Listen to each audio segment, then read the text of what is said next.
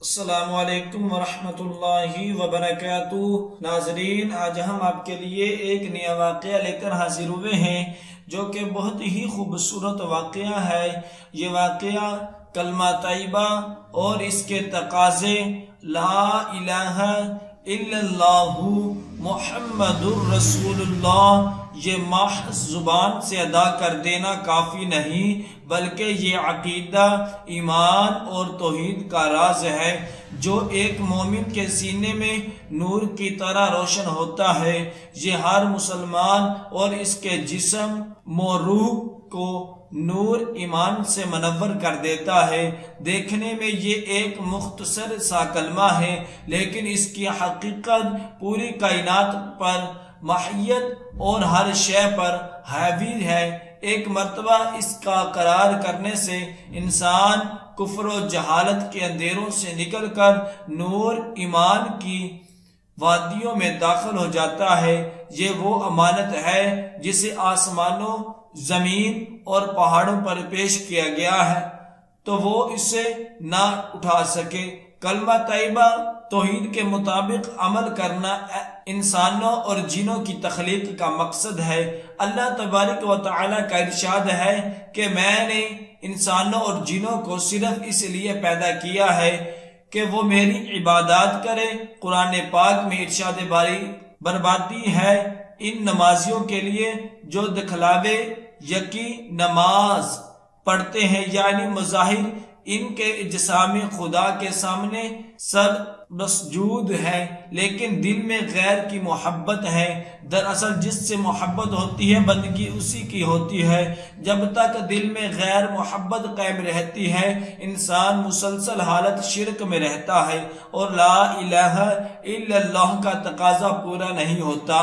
اس حالت میں منافقانہ کو ختم کرنے کے لیے لا الہ کی ضرب سے دل کو غیر اللہ سے پاک کیا جانا ضروری ہے، اور یہ اس وقت تک ممکن نہیں جب تک ہمیں کلمہ طیبہ کے معنی اور اس کی حقیقت کا مکمل شعور حاصل نہ ہو۔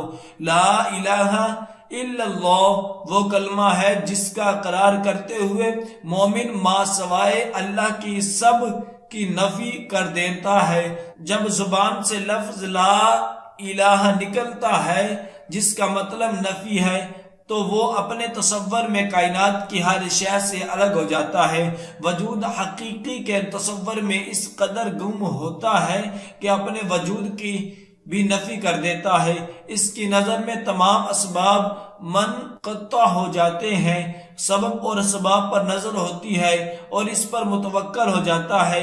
لا الہ سے حقیقت واضح ہو جاتی ہے کہ عبادات کی تمام انواع کا استحقاق صرف اللہ کی ذات کو ہے۔ عبادات قولی ہو یا فعلی، ماں سے متعلق ہو یا عقیدے سے، سب کی سب اللہ کے لیے خاص کر دی جائے۔ لا الہ الا اللہ کا مطلب یہ ہے کہ تمام موجود ذات حقیقت میں اللہ کے ساتھ قائم ہے، یعنی موجود بالذات صرف اللہ تعالی کی ذات ہے۔ کلمہ طیبہ کا دوسرا حصہ ایمان بالرسالت ہے، جس کا اقرار کر کے ہم خاتم النبیین حضرت محمد صلی اللہ علیہ وسلم کو اللہ کا سچا اور آخری رسول مانتے ہیں۔